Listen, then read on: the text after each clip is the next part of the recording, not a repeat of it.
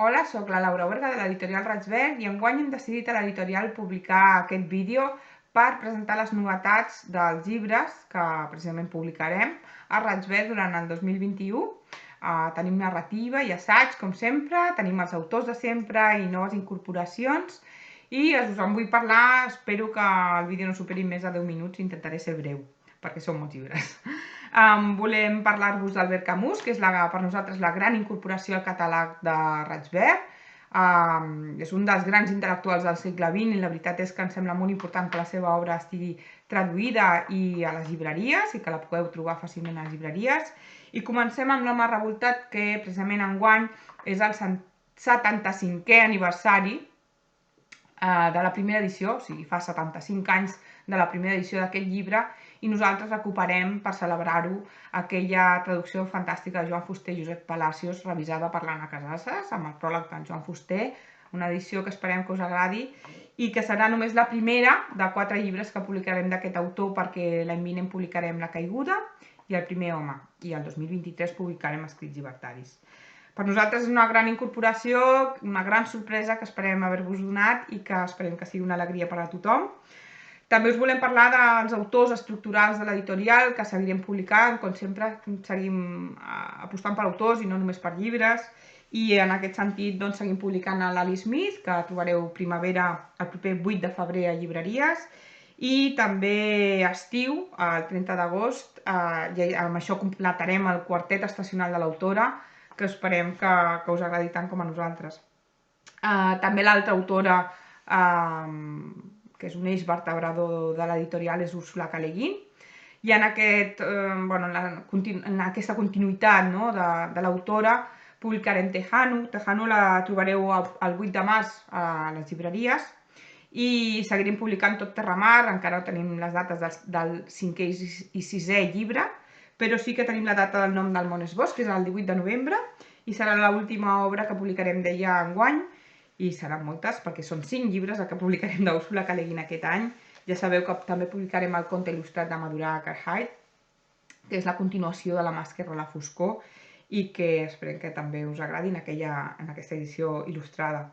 Però també us volem parlar d'autors novells, autors que per nosaltres són grans descobertes i que us volem presentar. El primer seria Un final, de Josep Pons, que és un autor novell que a nosaltres ens ha fascinat, amb una obra apocalíptica, que és terrorífica. És una història sobre la fi de la humanitat, d'aquí el títol, Un final, i us la presentarem cap a finals d'any. I ara, a principis d'any, un altre autor novell, no novell, però sí novell en el que és la seva primera novel·la, Santiago López Petit, que és un gran filòsof que ha publicat diversos llibres precisament d'assaig, i ara publica per primera vegada la seva primera novel·la en català, on ell reuneix tot el seu pensament filosòfic que ha anat construint durant aquests anys, i ho podreu veure convertit en una ficció especulativa, que creiem que dona molt de sí amb tot aquest gran pensament de rerefons en l'obra, no? I esperem que us agradi molt. El llibre és Tan a prop de la vida, un títol molt suggerent, que trobareu a llibreries el 25 de gener. A mi em va enamorar aquesta història quan la vaig llegir i de seguida vaig decidir que la volia publicar. Sí que us convido molt a descobrir-la. El següent llibre és també una autora que ja hem publicat a l'editorial, que és la Nedio Corafor, que havíem publicat Qui tem l'amor fa un parell d'anys, i ara publiquem la seva primera novel·la curta, Vinti, que va guanyar el Premi Nèbula i el Premi Hugo, i el 22 de febrer publiquem la seva primera novel·la curteta d'aquesta trilogia, que a més es completa amb un conte que hem pogut també incorporar al tercer llibre d'aquesta col·lecció Vinti, i que també esperem que us agradi molt, perquè és un adolescent que fa màgia amb les matemàtiques i és una història fascinant en un món en conflicte, no?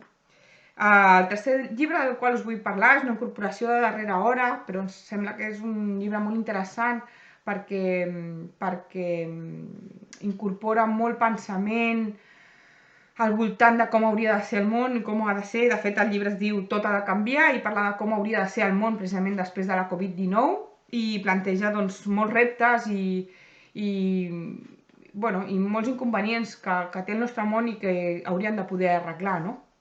I em sembla que amb autors com Richard Sennett, Slavoj Žižek, Yanis Varoufakis, Saskia Sassen, Noam Chomsky, Gael García Bernal i Richard Sennett, Roger Waters, bueno, entre d'altres. Es reflexiona sobre moltes coses que creiem que seran una gran aportació, no? També en l'àmbit de l'assaig, aquest any publicarem 2 llibres més, un és Art inútil, de l'autor Daniel Gasol, que és una reflexió precisament de com l'art es converteix en inútil segons quins són els circuits artístics per qual l'art es converteix en art.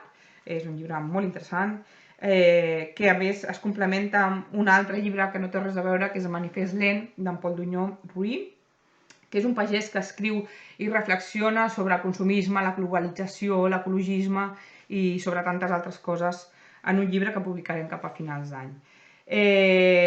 Tot això es completa amb el recull de literatura eròtica no convencional que publicarem precisament ara el 15 de març i que el 28 de gener ja anunciarem la guanyadora del concurs, d'un concurs que ha tingut més de 300 originals, on hem rebut més de 300 originals, i hem fet aquesta selecció d'11 textos que conformaran el llibre i que ens semblen una aportació interessant, diversa, divertida i rica del que pot ser la literatura eròtica al nostre país.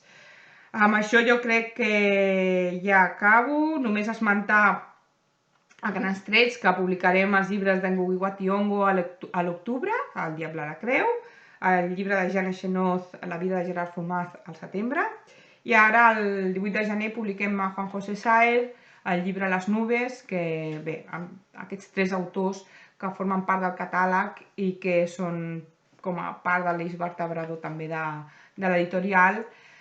Doncs jo crec que ja complementem tota la publicació de l'any de Raig Verd, que ens sembla rica, que ens sembla interessant i que ens ajudarà a superar d'alguna manera aquest terrible 2020 i segurament no tan bo 2021, però que us desitgem que us vagi la mar de bé. Moltes gràcies i una abraçada.